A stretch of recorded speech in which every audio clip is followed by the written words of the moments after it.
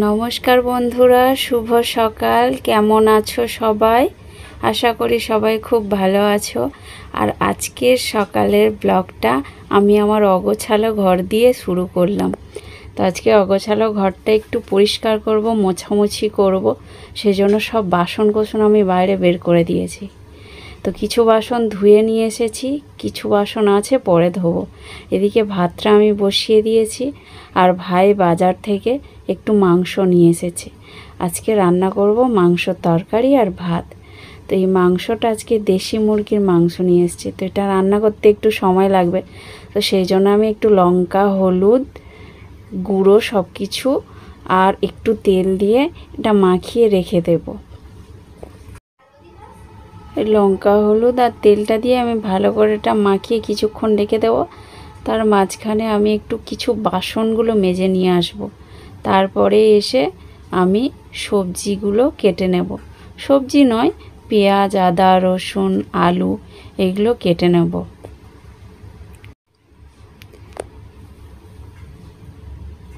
চলো, আমি ঘাটে থেকে বাসন টাসন কিছু মেজে নিয়ে এসেছি।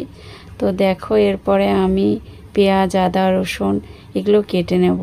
আর একটু তাড়াতাড়ি হওয়ার জন্য মাকে বলছি যে মা তুমি একটু আলুগুলো কেটে দাও, একটু তাড়াতাড়ি হবে। তো সেই জন্য মা এসে বসে পড়েছে আলুগুলো কেটে দেওয়ার জন্য। মাও আগের দিন বলেছিলাম যে খুব তাড়াতাড়ি করতে পারে না, কারণ মা স্ট্রোক রোগী, কিন্তু তাও মা আমার হেল্প করে দেয় যতটা পারে। তো মা ওইদিকে একটা বঁটি নিয়ে বসে পড়েছে, আমার আলুগুলোকে কেটে দিচ্ছে। মায়ের কিন্তু সকাল সকাল স্নান হয়ে গেছে। মা স্নান করে পুজো দেওয়া হয়ে গেছে। মা রোজ দিন সকালবেলা উঠে আগে স্নান করে পুজোটা করে নেয়, তারপর বাকি কাজ সারে, তারপর একটু মুড়ি খায়, তারপরে মায়ের অনেক ওষুধ আছে সেগুলো উনি খায়। তো আজকে এখনও কিছু খায়নি, আমার এগুলো কেটে দিয়ে তারপরে খাবে। তো মায়ের আলুটা কাটা হয়ে গেছে, আমি পেঁয়াজগুলোকে কেটে নিলাম। তো এবার আমি তরকারিটা চাপাবো।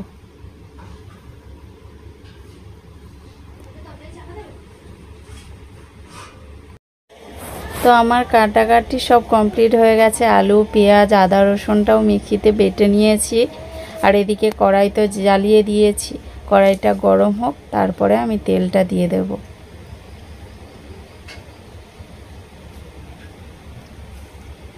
তো এই দেখো, কড়াই মোটামুটি গরম হয়ে গেছে আর ভাতটাও ফুটে গেছে। ভাতটা আমি নামিয়ে নেব, আর এদিকে কড়াইতে আমি তেলটা দিয়ে দেব। তো কড়াইতে তেলটা দিয়ে দিলাম।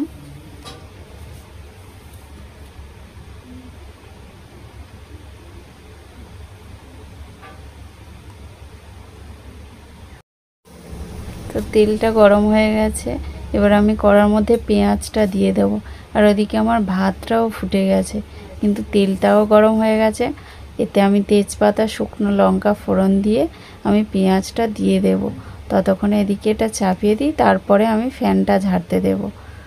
তো কড়াইতে আমি পেঁয়াজটা দিয়ে দিলাম। পেঁয়াজটা ভাজা ভাজা হতে থাক, তারপরে আমি ফ্যানটা ঝাড়িয়ে নেব। তো পেঁয়াজটা দিয়ে নাড়াচাড়া করে দিলাম, পেঁয়াজটা পুড়ে যেন না যায়। তো এবার আমি ফ্যানটা ঝাড়িয়ে নেব।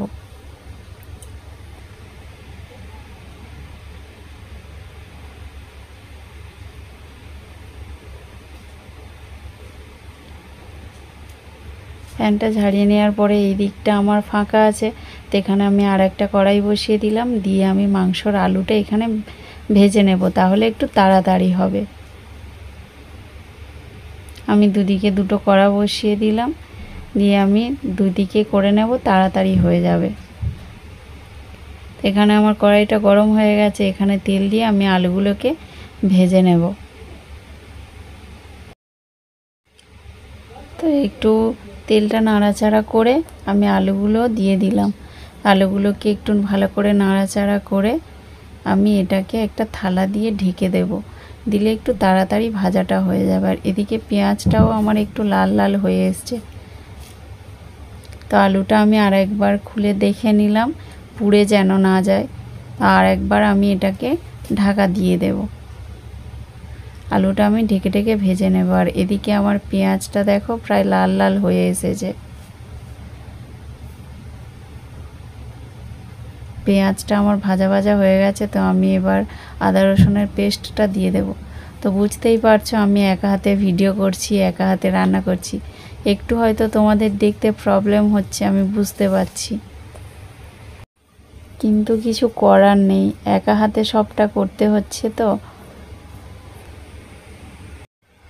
আমার সঙ্গীতটা আমার কাছে থাকলে আমার অনেক হেল্প হয়, সে নেই, এমনিতেই মনটা খারাপ, আর তার উপরে একা একা সব কিছু করছি, তোমাদের হয়তো দেখতে একটু অসুবিধা হবে, একটু মানিয়ে নিও।